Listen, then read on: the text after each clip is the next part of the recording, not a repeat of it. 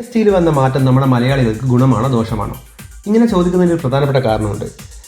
നമുക്കിപ്പോൾ on offer എന്നുള്ള രീതിയിൽ മിക്ക വണ്ടികൾക്കും, അതായത് കാറൊക്കെ ആണ് കൂട്ടുകയാണെങ്കിൽ ഏകദേശം ഒരു 50,000 രൂപ മുതൽ 1.5-2 ലക്ഷം രൂപ വരെയുള്ള ഡിസ്കൗണ്ട് കൊടുക്കുന്നുണ്ട്.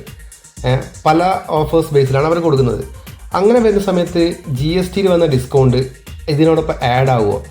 കാരണം പലർക്കും അതിനെക്കുറിച്ചൊരു ക്ലാരിഫിക്കേഷൻ കിട്ടിയിട്ടില്ല എന്ന് എനിക്ക് തോന്നുന്നു. ഇൻ കേസ് അത് കൂട്ടുകയാണെങ്കിൽ നമുക്ക് നല്ലൊരു ഡിസ്കൗണ്ടാണ് മലയാളികളെ സംബന്ധിച്ചിടത്തോളം കിട്ടുക.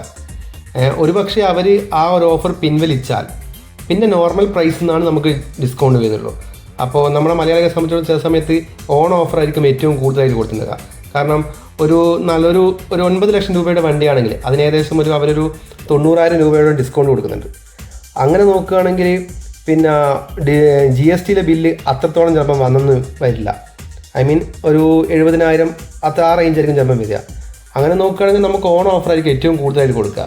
അപ്പോൾ ഇപ്പോൾ ഉള്ള വണ്ടി ഈ വരുന്ന 22-ാം തീയതിക്ക് മുന്നേ എടുക്കണോ വേണ്ടിയോ എന്നുള്ള കാര്യത്തിലാണ് എല്ലാവർക്കും ഒരു സംശയമുള്ളത്. എൻ്റെ ഒരു പേഴ്സണൽ ഒപ്പീനിയൻ വെച്ച് പറയുകയാണെങ്കിൽ നമുക്ക് ഈ 22-ാം തീയതിക്ക് ശേഷം എടുക്കുന്നതായിരിക്കും നല്ലത്. കാരണം ഒരുപക്ഷെ സെപ്റ്റംബർ മാസം ലാസ്റ്റ് വരെ ആയി ഓൺ ഓഫർ ഇട്ടിട്ടുണ്ടെങ്കിൽ നമുക്ക് ആ GST ബില്ലിൻ്റെ ഡിസ്കൗണ്ടും ഓൺ ഓഫറും കൂടിയിട്ട് നല്ലൊരു എമൗണ്ടിൽ നമുക്ക് വാഹനങ്ങൾ സ്വന്തമാക്കാൻ പറ്റും. നിങ്ങൾ ആരെങ്കിലും വണ്ടി എടുക്കുന്നുണ്ടെങ്കിൽ, എൻ്റെ ഒരു പേഴ്സണൽ ഒപ്പീനിയൻ മാത്രമാണ്, നിങ്ങൾക്ക് ചൂസ് ചെയ്യാം അല്ലെങ്കിൽ ഒഴിവാക്കാം. ഓക്കെ, 22-ാം തീയതിക്ക് ശേഷം എടുക്കുന്നതായിരിക്കും നല്ലത്. ആ ഒരു ഡിസ്കൗണ്ട് നമുക്ക് മാക്സിമം ഇതിൽ കിട്ടി നല്ലൊരു എമൗണ്ട് തന്നെ നമുക്ക് വണ്ടികൾ സ്വന്തമാക്കാൻ പറ്റും.